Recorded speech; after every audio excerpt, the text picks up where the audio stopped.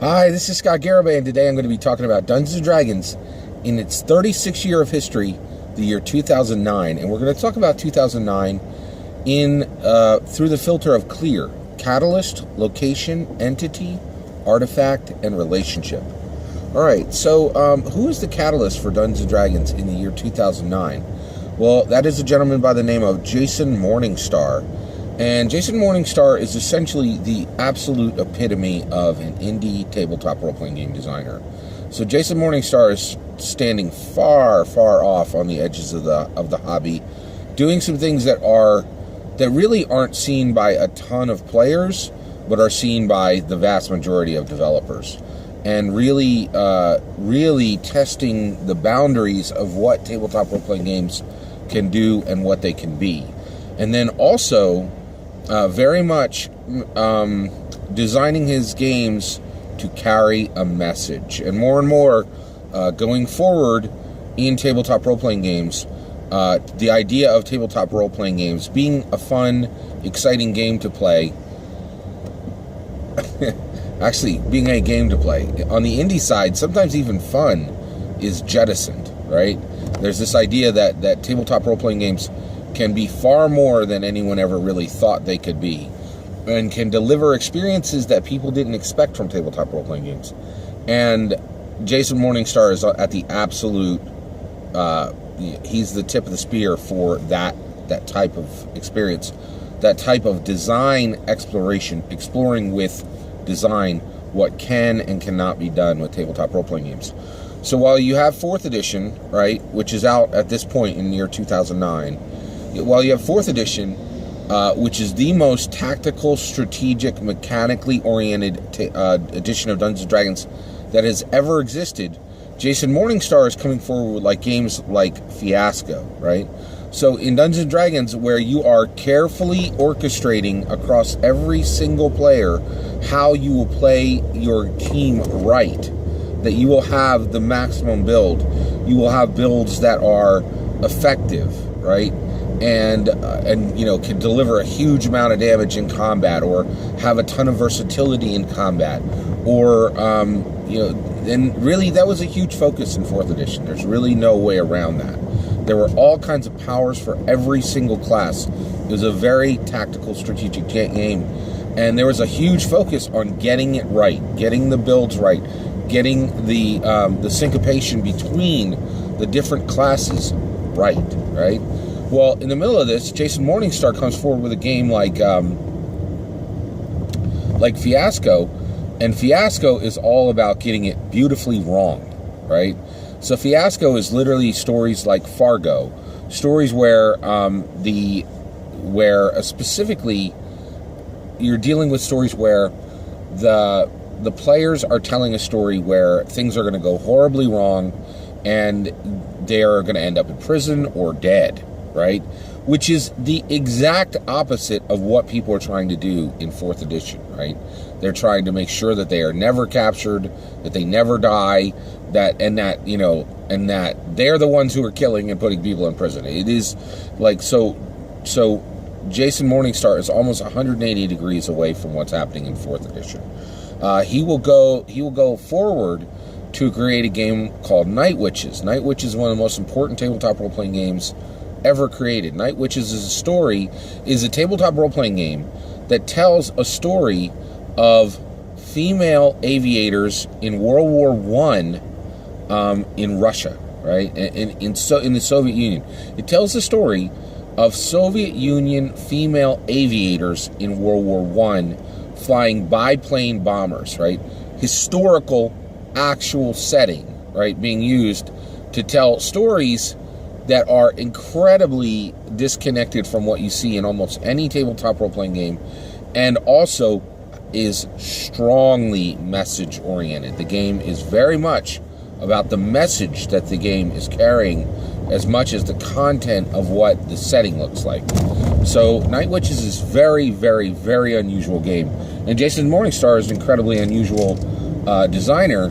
And the design team of Dungeons & Dragons, without a doubt, is looking over and seeing what Jason Morningstar is doing and saying, "Holy cows, man! The edges of the TRPG design scene are really expanding, and that's forcing them to say, well, what are we doing here, and should we continue doing it, right? So it's kind of a big deal.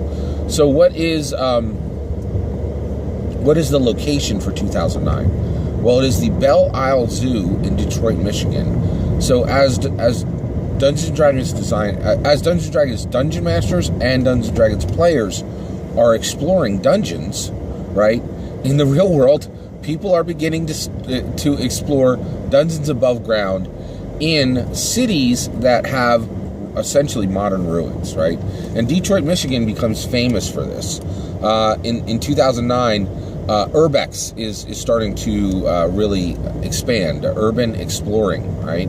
And so this is people exploring abandoned spaces on YouTube, filming it, and then putting up what they filmed, right? Very, very unusual content, and really it is very much like modern dungeon exploring.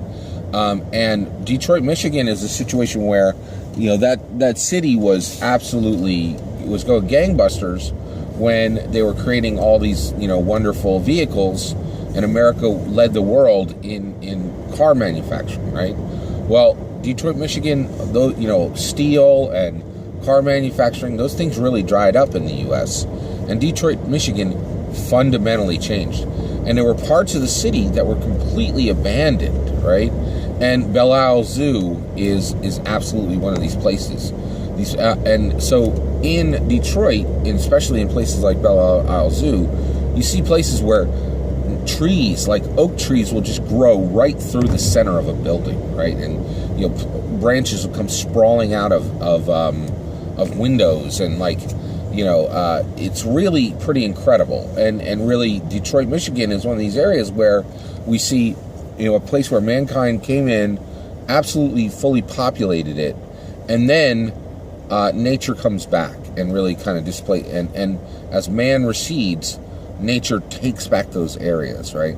And Belle Isle Zoo is absolutely one of these places where nature resurges, right, as mankind recedes. Very, very much like a dungeon or a ruin that you would see in Dungeons and Dragons, right? All right, so in 2009, who is the entity for 2009? Well, it is a gentleman by the name of Satoshi Nakamoto. But am I using the term gentleman correctly there, or is he just a vapored ghost, right? So Satoshi Nakamoto is the creator of Bitcoin. However, currently, today, there is not a single person on the planet who claims to be Satoshi Nakamoto, the creator of Bitcoin. So so at this point, Bitcoin is coming forward, and in 2009, and Bitcoin is incredible, right? It is really an incredible achievement, it's an achievement. It's an event. It is really, there's nothing like it. So Bitcoin is the attempt to make an international currency, a digital currency that is not bound by the fortunes of one nation, right? Bitcoin comes forward, and at its height, one single Bitcoin will be worth $16,000 US. Today, that same Bitcoin is worth $3,000. But there were people who bought these things at $12, $200, so there are quite a few literal, Bitcoin millionaires, and Bitcoin mining becomes a thing, and that is all thanks to this person, this faux person, does not exist anywhere in the world, called Satoshi Nakamoto. And there's a lot of discussion on why the creator of Bitcoin never steps forward. Well, you could see how much struggle and strife comes from the attempts to gain currency, right? Can you imagine the struggle and strife that would be connected to someone saying, I'm going to turn the whole table over and create a new currency that has attributes and benefits that current currency doesn't have? You can tell why somebody would not want the heat from that coming down on them. And anybody who created an alternate currency, like what we're talking about here, would be in for a very significant amount of trouble, right? So that's one of the reasons why Satoshi Nakamoto was formulated, this fake person, who has created, air quotes, Bitcoin, right? So very much an entity for 2009. All right, what is our artifact for the year 2009? It is the 4th edition Dungeon Master Guide, right? Now, the 4th edition Dungeon Master Guide is very different than any of the other Dungeon Master Guides. Here, we have seen 4th edition shifting into a very tactical, strategic, mechanically focused game. And so in 4th edition, the narrative, right, really, for the first time ever, very much takes a back seat to this really much more combat-oriented game, right? And so, and also, 4th edition is really is attempting to interact with an entire generation of people who have been raised on video games, right?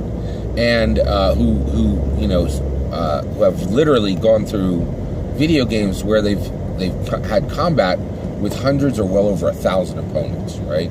And so with that said, we're seeing combat kind of elevated to a new priority within the game, right? And again, 4th edition, hard reject from well over half the community. And with the Dungeon Master Guide coming out, many Dungeon Masters are saying flat out no. And at this point, what happens when you have a Dungeon Master Guide where the Dungeon Master reads through it, or reads through it and says, I don't like any of this? Or Dungeon Masters who were frustrated that they already had a stack of 3.5 books, literally 40 books high, right? And we're saying, I'm going to wait to see what others say, and then others come and say, do not buy for 4th edition. So for the first time, and again, more than any other edition for 4th edition, the Dungeons & Dragons has major problems. So with Dungeons & Dragons having problems, how is that addressed? Well, I can tell you how that's addressed. Paizo steps forward, brings forward Pathfinder.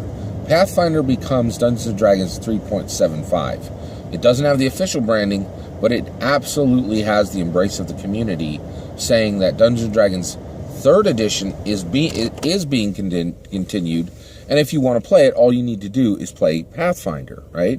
So here, and again, this has, in 1st and 2nd and 3rd edition, this really just, there really wasn't anything like this, where a company was bringing forward an edition that was very much saying, we acknowledge that you don't want to stop playing older editions of Dungeons & Dragons, and here is the older edition for you with brand new art, with professional level layout and professional level writing. It's a really significant change.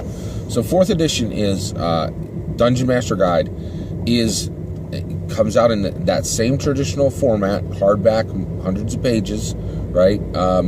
But it's very important to understand that for one of the first times ever in the game, there's always been friction on new editions, but 4th edition friction, it literally sunders the community. It's just, and it's untenable, and everybody realizes, oh my gosh, we have a very real problem with Dungeons & Dragons. 3rd edition was beloved, and 4th edition is barely tolerated, right? And so right now, with DMG coming out in the year 2009, you're seeing Wizards of the Coast saying, we really need to determine what we're going to do here, because this is we got a real problem on our hands, right? And so they have to really move and hustle. What is our relationship in the year 2009 for the game of Dungeons & Dragons? Well, it is martial arts. Dungeons & Dragons has always had a relationship with martial arts. So Dungeons & Dragons does a lot to be accurate about how weapons are used in the game. So bows, there's been a very, very consistent attempt to make sure that that the game is representing how far a bow will actually shoot an arrow. How much damage does that arrow do compared to a sword? Long swords, short swords. So basically, in melee and in range combat, Dungeons & Dragons has a long history of making sure it can accurately portray the use of weapons in the game, right? Well, martial arts, our weapons are in IRL, in real life, making your feet and your hands and your head, your entire body, a weapon, right? Being able to be armed when you have no weapon, right? That's essentially the point of martial arts. And martial arts, and I'm talking about martial arts specifically in the line of jiu-jitsu, karate, kung fu, Krav Maga, right? Taekwondo, all these, powerful, hundreds of years old traditions of being able to make your body into a weapon, right? And Dungeons & Dragons has a strong relationship with martial arts. And so martial arts, especially in 3rd edition, there will be entire books that were dedicated to martial arts. And and the monk will also exist within most editions of the game, right?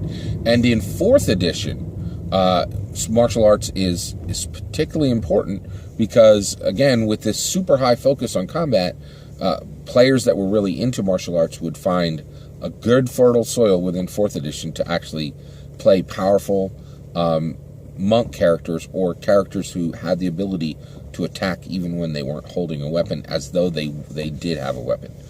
That is a clear history of the 36th year of Dungeons & Dragons history, 2009.